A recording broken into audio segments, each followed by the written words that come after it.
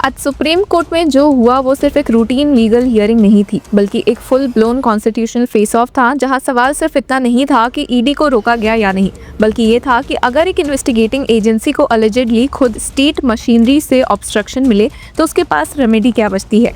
और इसी dramatic backdrop में ED versus CM Mamata matter ने एक बार फिर नेशनल स्पॉटलाइट ग्रैब कर ली। Hello law lovers and justice seekers, welcome to law Chakra. हम आपके लिए लेकर आए हैं कुछ बहुत ही exclusive. Introducing law Chakra prime membership, जो आपको देगा exclusive access like never before. बनिए लॉ चक्रा की प्राइम मेंबर और अनलॉक कीजिए full potential of legal knowledge. अभी ज्वाइन कीजिए। सुप्रीम कोर्ट ने इस इशू को पहले भी सीरियस माना था। जनवरी में नोटिस इशू किया था, एफआईआर प्रोसीडिंग स्टे की थी और बोला था कि ऐसी सिचुएशन लॉलेसनेस जैसी कंसर्न रेज करती है। और आज की हियरिंग में पूरा फोकस मेंटेनेबिलिटी पर था, मतलब ये पिटिशन आर्टिकल 32 के अंदर चलेगी भी या नहीं। अब सीनियर एडवोकेट कपिल सिब्बल जो वेस्ट बंगाल साइड से अपीयर हुए, उन्होंने बहुत क्लियर लाइन में कहा कि सेंट्रल आर्गुमेंट ये है कि ईडी या कोई पब्लिक ऑफिसर अपनी स्टैट्यूटरी ड्यूटी परफॉर्म कर रहा हो और उसमें ऑब्स्ट्रक्शन आए तो वो ऑटोमेटिकली फंडामेंटल राइट्स वायलेशन नहीं बन जाता। कहा कि if a public officer is being obstructed from performing his duties, he cannot file Article 32 petition. He also can't file 226 petition. अब सीनियर एडवोकेट सिब्बल का कंसर्न ये था कि अगर कोर्ट ने आज ये प्रिंसिपल मान लिया तो कल हर पब्लिक ऑफिसर जो अपने काम के दौरान ऑब्स्ट्रक्ट होगा बोलेगा कि मेरा फंडामेंटल राइट वायलेट हुआ है, इसीलिए उन्होंने वार्निंग दी। Otherwise it will open a Pandora's box. अब सीनियर एडवोकेट सिब्बल ने ईडी के पिटिशन के लैंग्वेज पर भी डायरेक्ट अटैक किया। पिटिशन में ईडी ने कहा था कि रिटेलिएटरी एफआईआर्स उन्हें इंटिमिडेट करने और पीएमएलए के फंक्शंस डिटेयर करने के लिए डेलिबरेटली रजिस्टर की गई है और ये आर्टिकल्स 14 और 21 के खिलाफ है।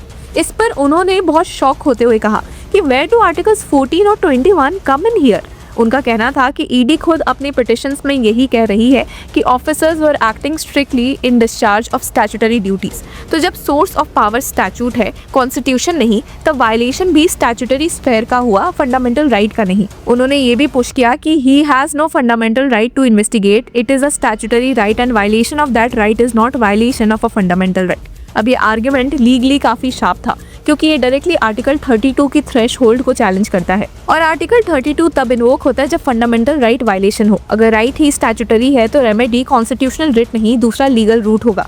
अब सीनियर एडवोकेट सिब्बल ने एक और क्रूशियल पॉइंट उठाया जो बहुत इंपॉर्टेंट था। उन्होंने कहा कि ईडी डायरेक्टर या ऑफिसर्स सेंट्रल गवर्नमेंट के अपॉइंटीज है और जब वो ऑफिशियल कैपेसिटी में काम कर रहे हैं तो ग्रीवांस एक्चुअली उनकी पर्सनल नहीं बल्कि यूनियन गवर्नमेंट की ग्रीवांस है। उन्होंने आर्ग्यू किया कि the grieve party is the central government which can not file an article 32 और 226 पिटिशन।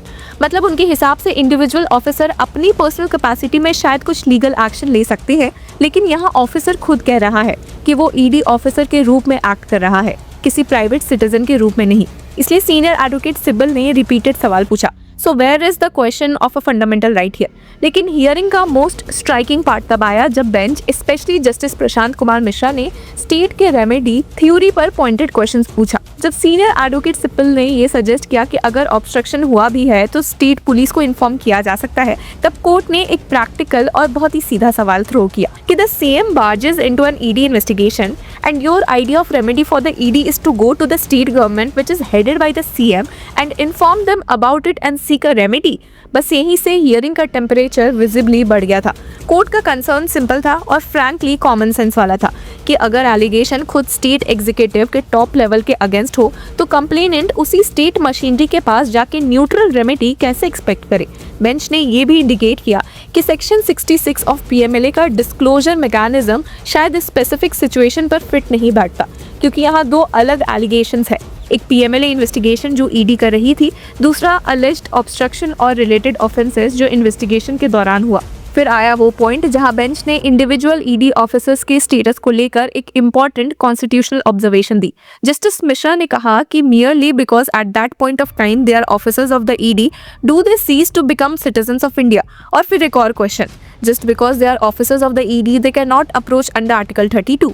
ये ऑब्जर्वेशन बहुत सिग्निफिकेंट है क्योंकि ये स्टेट के प्योर मेंटेनेबिलिटी ऑब्जेक्शन को एक ऑल्टरनेटिव रूट से चैलेंज करता है। हो सकता है institution ED as such article 32 invoke करने में डिफिकल्टी फेस करे, but what about officers as citizens? अगर उनके पर्सनल लिबर्टी, डिग्निटी और equal protection claims genuinely arise करते हैं तो क्या उनको सिर्फ इसलिए बार कर दिया जाए क्योंकि वो ऑफिशियल ड्यूटी पे थे? कोर्ट यहाँ क्लियरली ये सिग्नल दे रहा था कि यूनिफॉर्म रूल अप्लाई नहीं किया जा सकता। स्टेट के लिए ये ऑकवर्ड मोमेंट था क्योंकि उनका ब्रॉड सबमिशन था कि aggrieved actually government of India है, ऑफिसर नहीं। बेंच ने दिखाया कि कॉन्स्टिट्यूशनल सिटीजनशिप को यूनिफॉर्म्ड या डेजिग्नेटेड ऑफिस की वजह से इरेज नहीं किया जा सकता। सीएम ममता बनर्जी की साइड से सीनियर एडवोकेट कल्याण बनर्जी ने आर्ग्यूमेंट्स कंटिन्यू किए और उन्होंने भी मेंटेनेबिलिटी पर हैवी पुश किया। उनका कहना था कि ऑफिसर्स मिनिस्ट्री ऑफ रेवेन्यू के ऑफिसर्स हैं, ईडी में पोस्टेड हैं और ऑफिशियल ड्यूटी डिस्चार्ज कर रहे हैं, पर्सनल ड्यूटी नहीं। उन्होंने कोर्ट को याद भी दिलाया कि simply because they are ED officers they do not enjoy a higher right than any other citizen of this country. अब ये लाइन पॉलिटिकली लोडेड भी थी और लीगली भी, मतलब उनका पॉइंट था कि ईडी ऑफिसर्स को स्पेशल कॉन्स्टिट्यूशनल प्रिविलेज नहीं दिया जा सकता। उन्होंने पिटिशंस को कॉपी पेस्टेड तक बोल दिया और ड्राफ्टिंग पर भी शार्प स्वाइप मारा।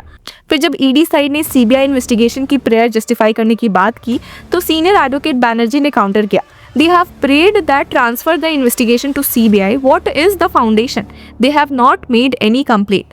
उनका स्टैंड ये था कि बिना फाउंडेशनल कंप्लेंट के डायरेक्ट आर्टिकल 32 में आके सीबीआई प्रोब मांगना प्रॉपर रूट नहीं है।